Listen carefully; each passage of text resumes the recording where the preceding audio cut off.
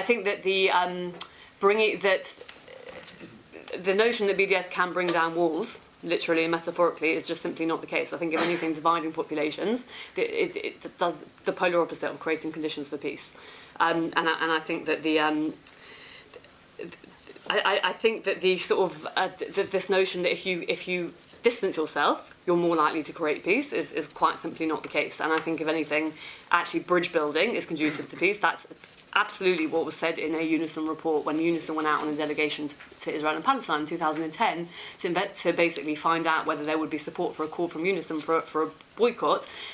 The General Federation of Trade Unions inside Palestine said under no circumstances do we want to break links with the Histadrut. Because actually, if we want to have impact and if we want them to change policy, they need to be around the table in the international conversation. And when you boycott, you don't have a seat at the table. And so there is no way to influence, there is no way to have a discussion of any sort. 1 minute, just to touch very briefly on the other things, right of return and well, I'll just touch briefly on the right of return. Second aim of the BDS movement, as I'm sure all of you know, is UN Resolution 194, Article 11, which is the right of return of Palestinian refugees to their homes, which was basically the armistice agreement after 48. I would argue quite strongly that if, as a movement, you are trying to create a situation where the occupation ends, the very fact that that is an aim of the BDS movement suggests that actually what you're trying to do is not just end the occupation, but end the existence of the state of Israel as a Jewish state. Absolutely, it is the case that any resolution to the conflict, refugees will be at the heart of that, but it will be a negotiated resolution. And actually, suggesting that you can boycott Israel into demanding the acceptance of the millions of refugees that are now descendants of the refugees of 48 is quite simply not going to work. And what you are basically saying is you're destroying the possibility of Israel existing as a Jewish state. And so the challenge that I would level to anyone that is involved in the BDS movement is decide what you're doing. Are you trying to end the occupation? Are you trying to boycott Israel out of existence as a Jewish state? And do what you want. I'm not here to tell you what to do, but be honest about what you're doing. And I'm interested to know how you think any of those things will play out. It's my analysis that BDS is doing nothing to end the occupation. So if that is what you're aiming to do, I think that you have to question quite seriously how effective the boycott is. I'd like to invite Dimi Reider to speak now. Dimi, in addition to being my co-chair at the Israel Society, is an Israeli journalist and blogger. His work has appeared in the New York Times, The Guardian, Foreign Policy, Haaretz, and the Jerusalem Post, among others. He is also co-founder and contributing editor at 972 Magazine, a collective publication by prominent Israeli and Palestinian bloggers. Dimi is also an MSc Middle East politics student here at SOAS. Thank you, Sherry, and thank you everyone for coming. Is this on? Working? Excellent. Okay. I'm going to focus mainly on the academic and cultural boycotts, but so as not to leave the other parts of the acronym completely untouched, I would just briefly say that sanctions. I would leave it to Dr. Jones, and I'm sure we'll make a much more informed and specialized comment. And divestment in general, I think, is as John described, divestment I think is having a certain effect. I'm not sure how much it's actually helping to end the occupation. It's making it more difficult to maintain, but we're yet to see how it's actually changing the policy on the ground. I also think that generally speaking, corporate responsibility of international organizations is a huge issue. International corporations are one of the major threats, I think, today to citizen democracy, and every time we manage to hold a company accountable to anything other than cold hard cash, it's very good, and it builds a foundation for attempts to do that on other issues. Now, about the academic and cultural boycott, I think that it's the main thing that it does. I think it misuses or fails to use the unique skills and possibilities in each of those fields. I think that both for artists and for academics, the main power that they have is not in silence; it's in voice and speaking and persuasion and teaching and researching and performing. First of all, the academic boycott tends to be happening mostly within the social sciences and humanities fields, which are already the weakest and most disenfranchised parts of the Israeli academia. They do not have, they have horizontal impact. They can change people's minds, I'm sure. My political outlook was very much influenced by my lectures in Tel Aviv University. Some of them were prominent pro-boycott activists, but what if they can do is to go on strike and force the government to change its mind, because right now the political mindset in Israel is very anti-intellectual. The government is very anti-intellectual. The universities are being bled white already. Obviously, the absence of critical voices in the academia is not something that's going to make the government to budge. And just to put a sort of a contrast to that, I want to recount a small anecdote from my years as a student. Many years ago, when I was young and a BA student at Tel Aviv University, Judith Butler came to speak. And Judith Butler is, of course, a very, very strong supporter of the boycott. And she came to our campus not as a guest of the university, but as a guest of a certain activist organization. I don't remember exactly which one. There was, of course, huge demand to attend the lecture. It was moved to the biggest auditorium that we then had. And because of the gravity of the occasion, the rector of the university insisted that he should come and speak and introduce. Now, the rector did not come from the humanities, and I don't think he knew who Judith Butler was. And so he mounted the stage and set his paper and said, "This is a very good day for opponents of the boycott. It sends a strong message that boycott should not be allowed under any circumstances." And the audience reacted exactly the way you do now. They came tumbling down laughing. And Judith Butler kind of looked at him over her glasses, got up, and made a fiery speech against the occupation and about the complicity of the Israeli academia and in favor of the boycott as well, which got a huge ovation. The poor rector left.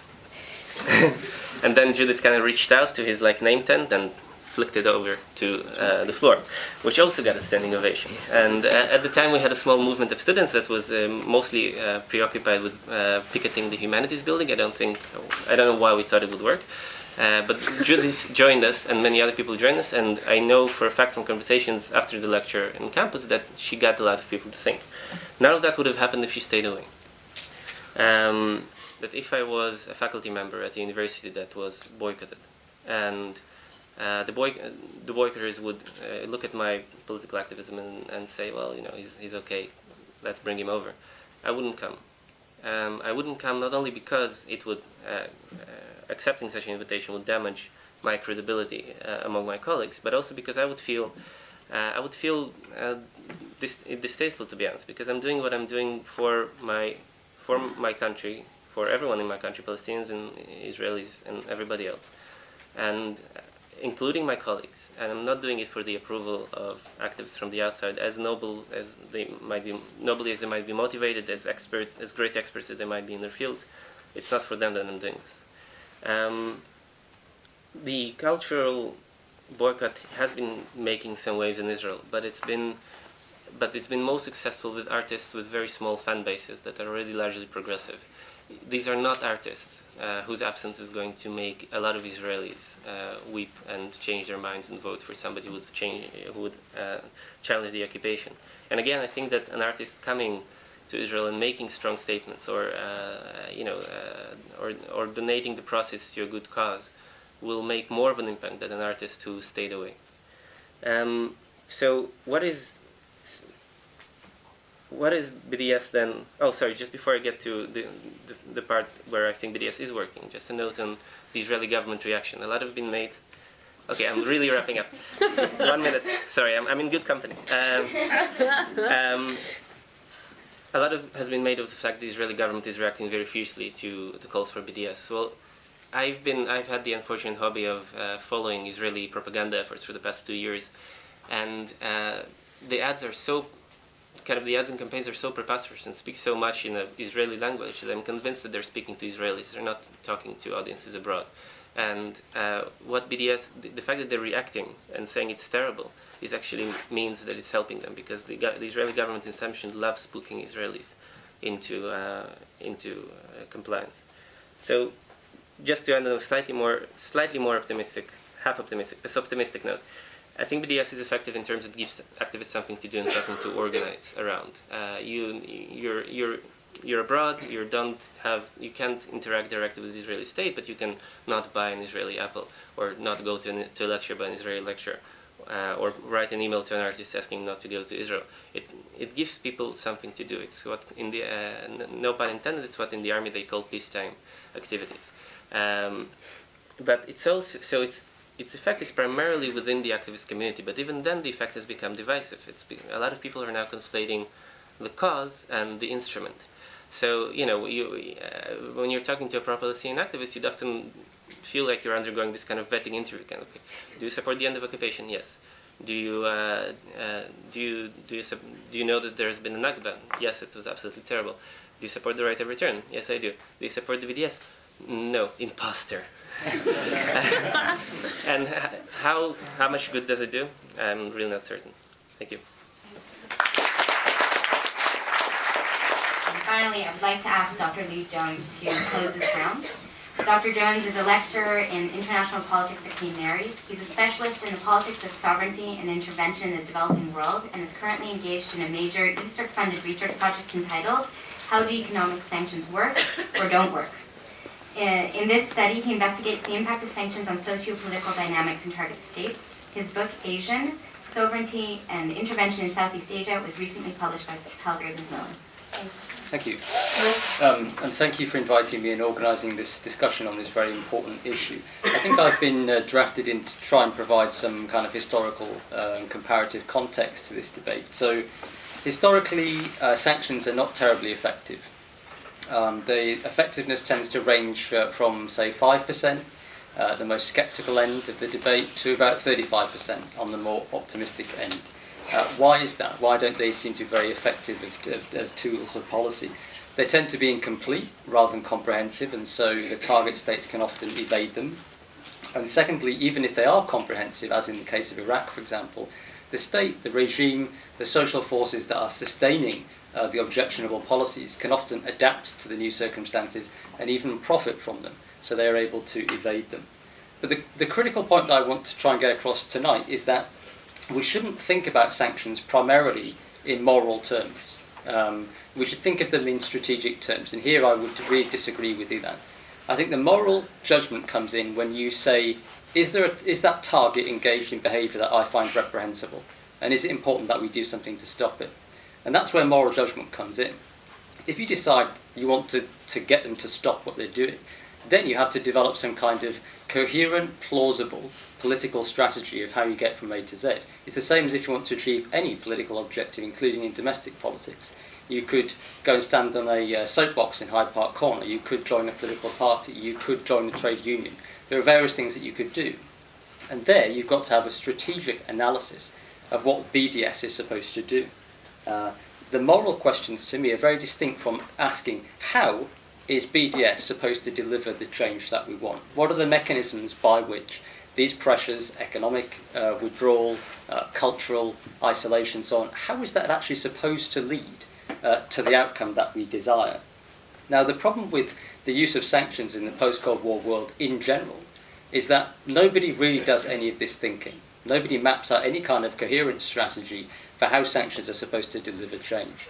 They're usually just presented as a form of moral exhortation. We must do something. We must help the suffering people in country X. Or, in the vaguest possible terms imaginable, so we'll just put pressure on the government. That, to me, is politically infantile. We must think about some kind of coherent strategy for how you get from A to Z. That is true of any political movement that has some kind of concrete goal it wants to achieve. Now, does the BDS movement have such a strategy? Well, I haven't yet seen one, and I haven't seen one articulated on this panel. If we take Omar Barghouti's book as the leading instantiation and the highest articulation of the BDS movement, there is nothing in here which says this is how BDS is supposed to work. This is what I expect to happen as a result of it. This part of the Israeli state will suffer. This part of Israeli society will have to rethink, or it will promote this fracturing within the political alliance that underpins the Israeli occupation, or it will create political space for something new to emerge. We've heard on the panel tonight that it will force Israel to explain its policies. Okay, and what is that supposed to do? It might do something, it might not, but have people thought about what is the political dynamics that we're hoping to set in train in order to change the situation on the ground?